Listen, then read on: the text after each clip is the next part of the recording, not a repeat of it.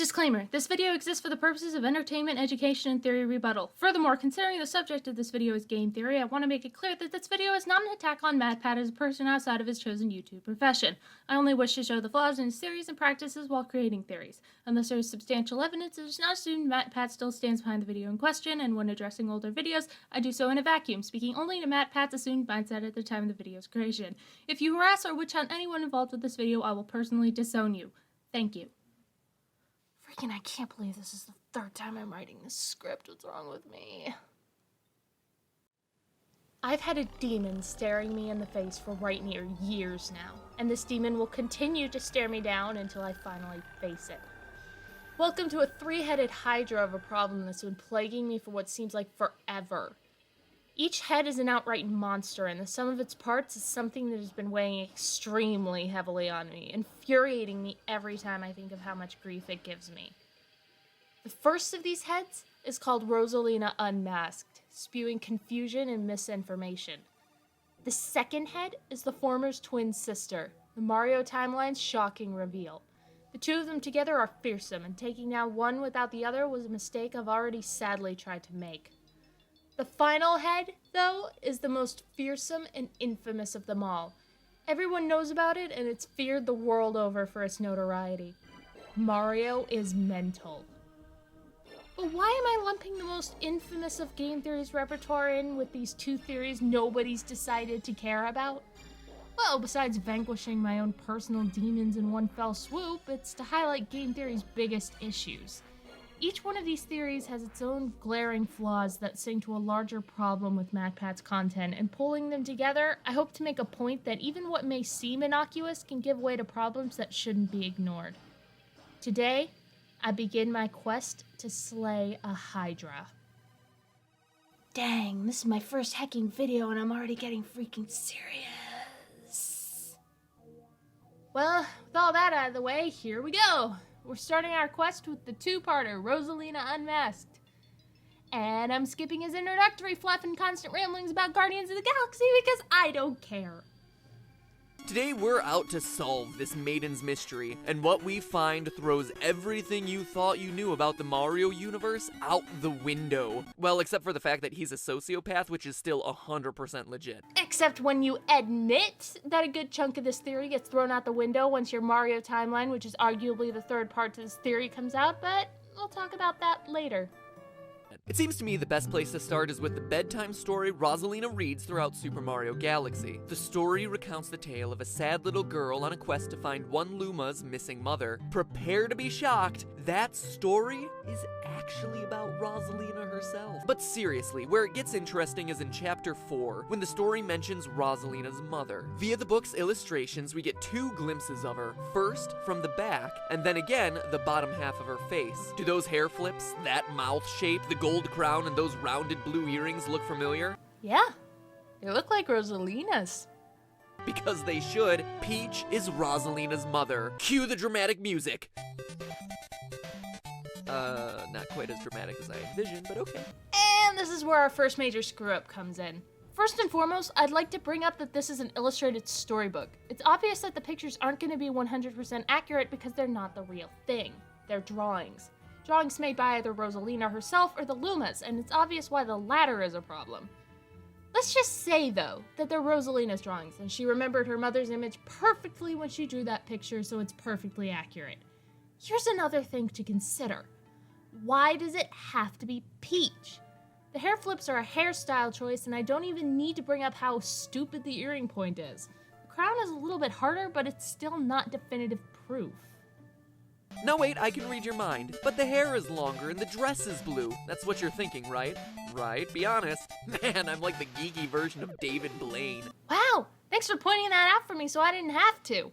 While it's true that the blue dress can be chalked up to style choice, have we ever seen Peach wear any color other than pink? Pink is Peach's signature color and practically our identifying factor. If Nintendo really wanted us to believe that this was Peach, they wouldn't have drawn her in blue. They would have drawn her in pink. End of story. But I agree, these similarities are very superficial and far from 100% confirmation. That's why it's also worth mentioning the silhouette of the castle that appears in Chapter 7 of the book, when the little girl in the story looks at her former home through her father's old telescope. Notice the 3 prominent spires with the one big one in the middle? Seems an awful lot like typical depictions of Peach's castle, no? I'll admit to you that it does, but how does this prove anything? All this proves is that Rosalina came from the Mushroom Kingdom, nothing more. Now, I'm going to be skipping past MatPat's little genetics lesson, but there are a few points I do want to point out. Sure. So let's start with one of Rosalina's most identifiable traits, her earlobes. Rosalina, believe it or not, has attached earlobes. Baby Peach doesn't have her ears pierced, and thus we can see that she too has attached earlobes. Look at Mario, who presumably would be the father. Attached earlobes again, which means that the child of Peach and Mario would have a 100% chance of also having attached earlobes. Rosalina. This point is absolutely invalid because of this tiny little thing called art style. These characters are fictional characters and are not drawn like real people. Thus, things like earlobes cannot be taken into account because nobody's going to take the time to think about the genetics of earlobes when making a character. Unless you're weird. Why? Nintendo's main man is clearly right-handed, no question there. But Peach is actually ambidextrous, good with both her right and left hands, playing baseball and tennis favoring the right, but golfing favoring the left.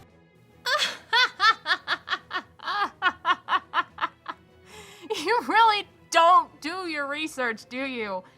Here are some screenshots from various Mario Golf titles. See anything strange when comparing it to MatPat's screenshot?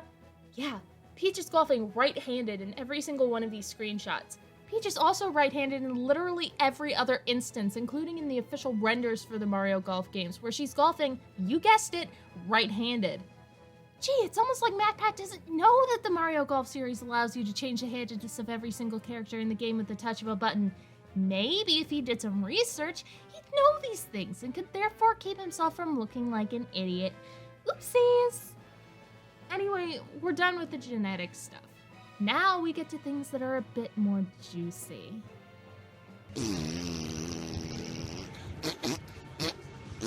Let's revisit Chapter 7 of Rosalina's bedtime story. We've already talked about the illustrations, but let's talk about the clues buried in the actual text. Quote, she twisted the knob of the telescope and the blue dot grew until she could make out a grassy hill dotted with flowers. It seemed very familiar to her. Zooming even closer, a terrace on the hill came into view. She remembered rubbing the sleep out of her eyes as she followed her father up that hill to look at the stars. So we know that Rosalina's home, that castle we saw in silhouette. There we go again with the baseless assumptions.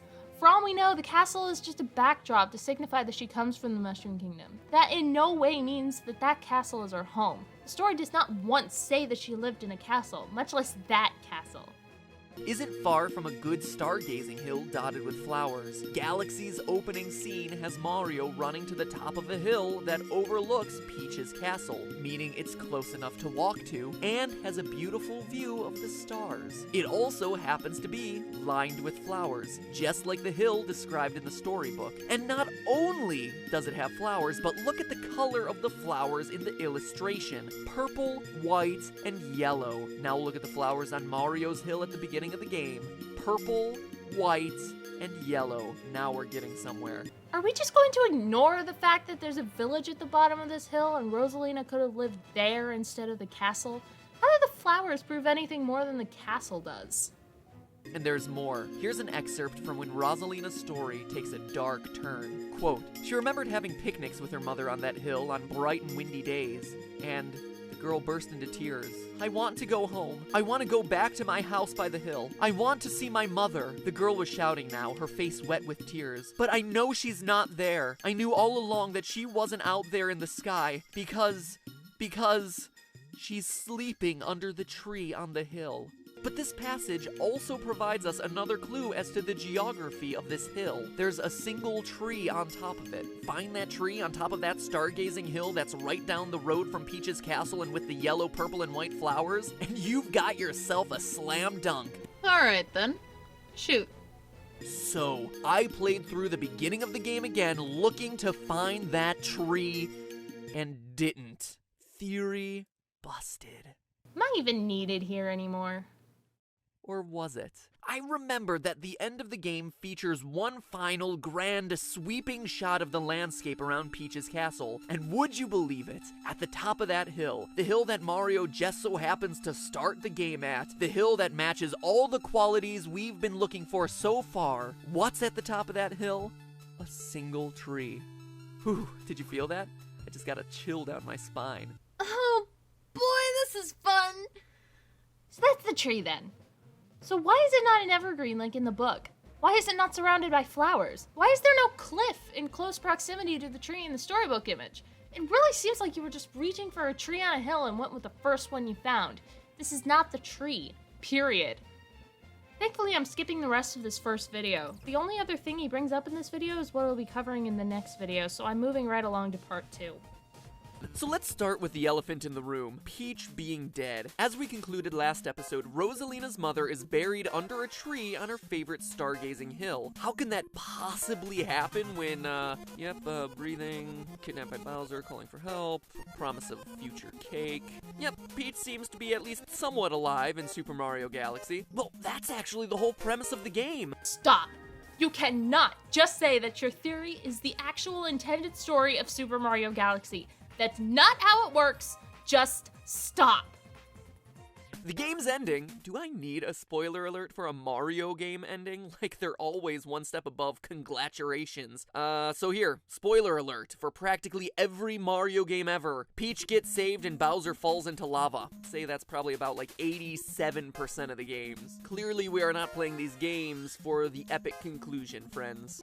I'm sure people would be angry if you spoiled the ending to literally any Paper Mario or Mario and Luigi game. I'm sure people will be angry if you spoiled the ending to Super Mario Galaxy as well, considering what you're going to go into in half a second. People can play Mario games for the stories. Please stop perpetuating the narrow-minded mindset that every single Mario game is the same story and grow up. But Galaxy is part of the 13%, sporting one of the most bizarrely cryptic endings to happen since Enslaved on the Xbox. Remember, kids? Contradicting yourself 10 seconds after you say something is tacky. Don't do it. I'm skipping his explanation on Super Mario Galaxy's ending. Basically, and this is your spoiler alert right here, the entire universe gets sucked into a black hole and destroyed, then is reborn. Then he says that what happened is that the rebirthing of the galaxy meant a whole new timeline was created and goes into an explanation on parallel universe theory. The entire time he keeps bringing up Rosalina's quote, but the cycle never repeats itself in quite the same way. So here's where I'm going to jump back in. Mario Galaxy is basically working under the philosophy of the galaxy resetting itself, remixing itself every time. Like Rosalina said, the cycle never repeats the same way. In fact, this idea explains Mario's multiple lives. How can Mario fall into a pit, die, but then have 3 more tries to get it right? It's new iterations of the galaxy each time. It's also an explanation for Mario and Bowser being mortal enemies 90% of the time and kart buddies the other 10%. Or the on-again, off-again appearance of the Koopa Kids. Or where Geno and Mallow went. Please let there be a Galaxy iteration where they come back. The game was so good. Okay, I have multiple points of objection. Can Mario and Bowser never be cool with each other? If so, Super Paper Mario would like to have a word with you. Why did the Koopalings have to exist in a separate universe just because they don't show up in every game? Oh, but here's the biggest point of all. At the end of Super Mario Galaxy, Mario shouts the line, "Welcome, New Galaxy," and what might seem like a cheesy closing line is actually more of a point than you might think. Think back to what MathPad is implying here. This is a brand new timeline. The fact that Mario knows this is a new galaxy despite being in a brand new timeline means he knows that this is a new timeline. Therefore, MathPad is indirectly implying that Mario is Sans. Aw, but I worked really hard on that joke. Even though it can be thoroughly criticized because it's fundamentally flawed and not at all thought through, I'm still very hurt that you all would. Okay, but how does this all explain Peach being dead? Easy. Rosalina is Peach's daughter from a previous cycle of the galaxy. Peach had a child, raised her, then died. Devastated, Rosalina flew away only to return and check on her home every 100 years, or every new cycle of the galaxy. It just so happens that the particular cycle featured in this game is one in which she gets roped into the action. Whoa, whoa, whoa, whoa, whoa, whoa, whoa, whoa, whoa, there, buddy, come back. tell me how this whole timeline cycle thing works again? I'm confused. Does Rosalina somehow go back in time by flying through space? Is Rosalina somehow not affected by these different cycles because of some weird space magic? Where did Rosalina even get this space magic in the first place? Okay, I realize that last thing is a currently irrelevant tangent, but come on, Pat, this shouldn't be this hard. If this is a different cycle, then Rosalina shouldn't exist. You never actually explained how all this theoretically worked. You just went on about parallel universe theory without explaining how Rosalina can somehow jump between those parallel universes, and you're being really confusing right now. Does this seem too metaphysical or too deep? It shouldn't, because it's the core belief of the game. No. Saying it's the core belief of the game does not excuse the fact that you didn't explain anything to your viewers. You also can't say it's the core belief of the game if it's your theory. I don't get what's so hard about this. Anyone who's played the game beyond the Mario missions and has gone through it with Luigi has seen the proof for themselves. With Mario, you have the Rescue Luigi missions, where your clumsy brother gets himself trapped and you need to save him. Great, nothing unusual there. But when you play the game with Luigi and get to those missions again, you expect to be saving Mario only to find that, nope, you're still saving Luigi. It's awkward. The explanation given for this is, well, I guess there's enough people in the universe for one person to look like me. Except what's really going on here is that you're meeting a version of Luigi from a different cycle of the galaxy. If nothing else, this encounter shows that Super Mario Galaxy is a title that bends metaphysical rules. Or, and follow me on this one, this could be a simple attempt at humor, considering that it would be uncharacteristic for Mario to be in a situation where he needs to be saved, so they decided to leave the situation as is and play it up for comedic effect. And get out of here, Mario is missing. No one wants you here.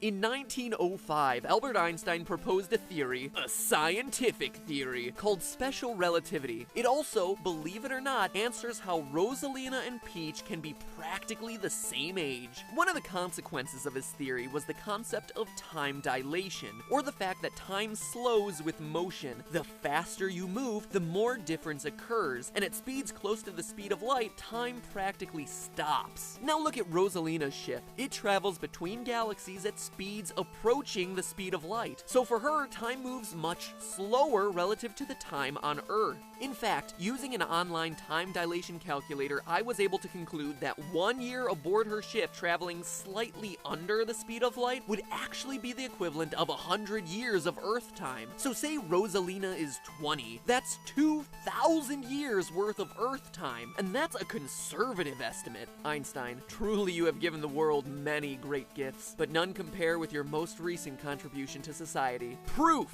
that fictional characters are related. Except that proved absolutely nothing! Congratulations! I'd give you a gold star for trying, but I can't actually tell if you did! Besides the fact that this doesn't prove that Peach is Rosalina's mother in any sense, this also doesn't clear up the confusion about Rosalina being the same age as Peach, which is what you were trying to clear up. The problem is that you have not established how Rosalina ever went back in time or jumped to a parallel universe where her mother wasn't dead.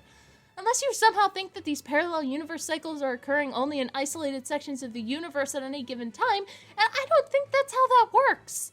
From what I got out of your explanation of time dilation, it only slows down time, it doesn't actually reverse time. You still have to explain how all of this is possible or your theory fails. But enough science, let's get back to the lore. Oh, goody! Something I'm actually well versed in. Bring it, Pat. Did you ever notice that Rosalina never refers to Peach by name? She always calls her Mario's special one. Probably because she feels awkward calling her mom by her real name. Or maybe that was the pet name Mario would use for her when they were together. Sure, it's not quite as compelling of evidence as relativistic physics, but hey, it's something. Or maybe Rosalina doesn't refer to Peach by name because she doesn't actually know Peach's name. That's also a very distinct possibility. Also, did you ever stop to think that she does call Mario by name? It's even a voiced line, so you can't have missed it.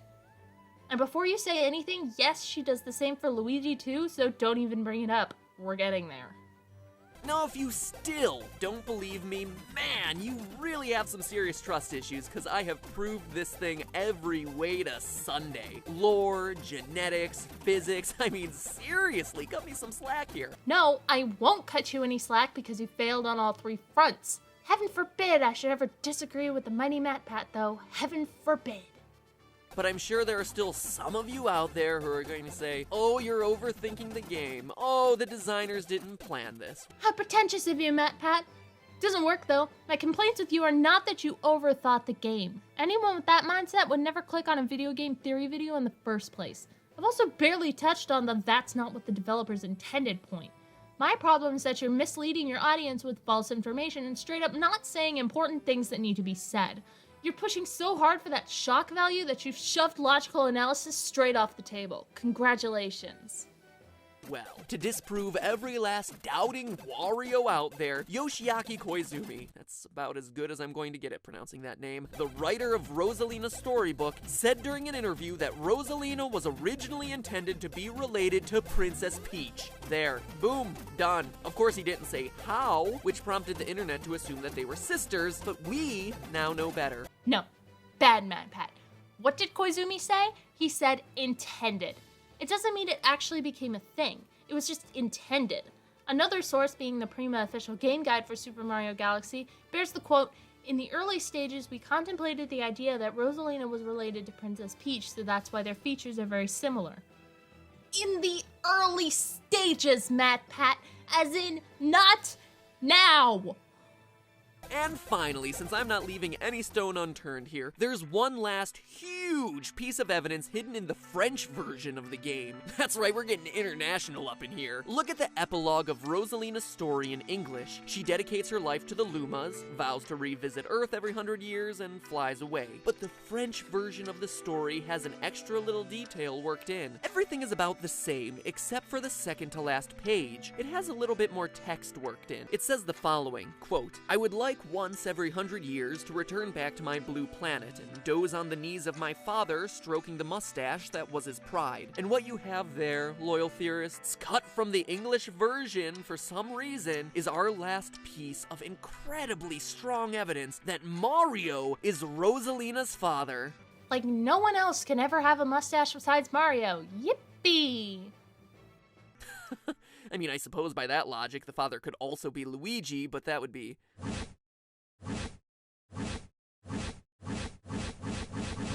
No, it couldn't. Way to make a complete 180, MatPat! Why do you do crap like this to me?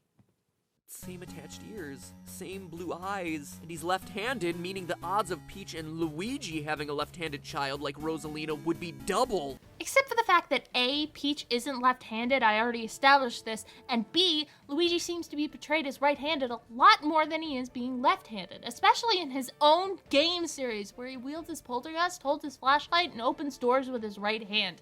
Can you please look at more than the sports games to figure out what certain characters' dominant hands are?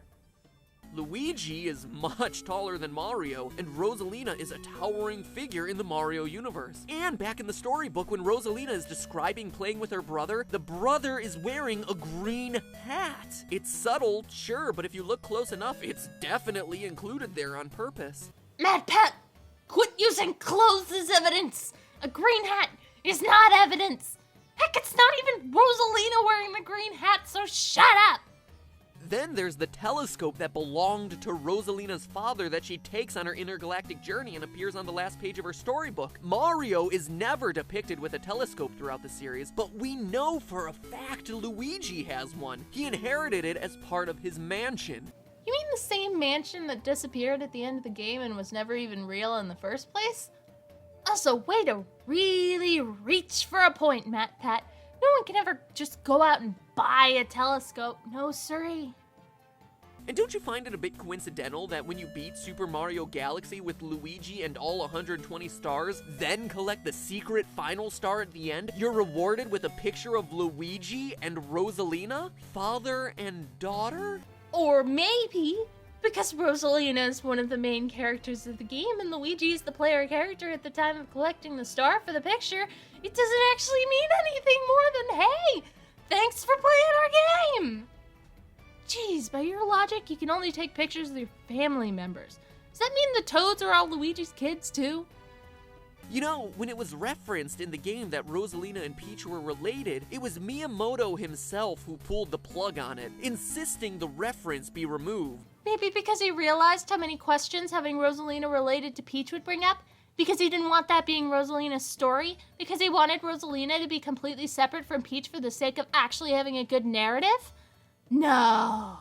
Because he didn't want people to find out he actually shipped Peach with Luigi instead of Mario. That's totally it. For years, we've been led to believe that Peach and Mario are gaming's it couple, but this whole cover-up would make perfect sense if Nintendo had known all along that Luigi is the one Peach ultimately ends up with. It's not a cover-up, Pat. Quit acting like your theories are the absolute truth. Quit pretending like Nintendo's been lying to us. They haven't, and you're just trying to rile people up. Stop!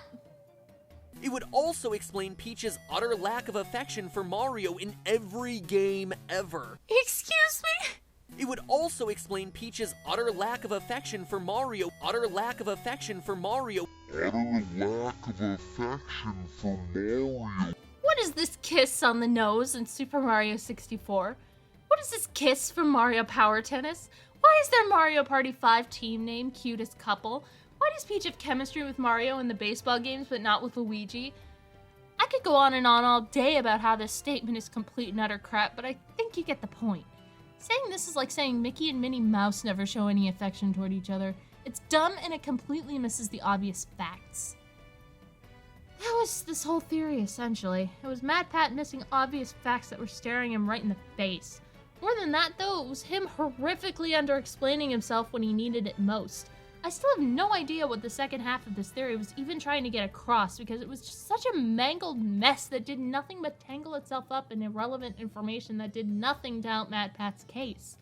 Pair that with the worst twist in the history of game theory that doesn't even make sense from a logical standpoint and is so poorly thought out it hurts, and you get a theory that repeatedly stabs itself in the throat for 40 minutes. Not a fun time for anyone. Now, I'm done with this video, but I'm not done with this video. Remember what I said earlier about the Mario timeline being essentially a part 3 to this theory? Well, don't you worry, child. All will be revealed soon. In the next video. I can't put it in this one. That would make it way too long. Just wait for the next one. I promise it'll be good. Heck, it's not even Rosalina wearing the green hat, so shut up!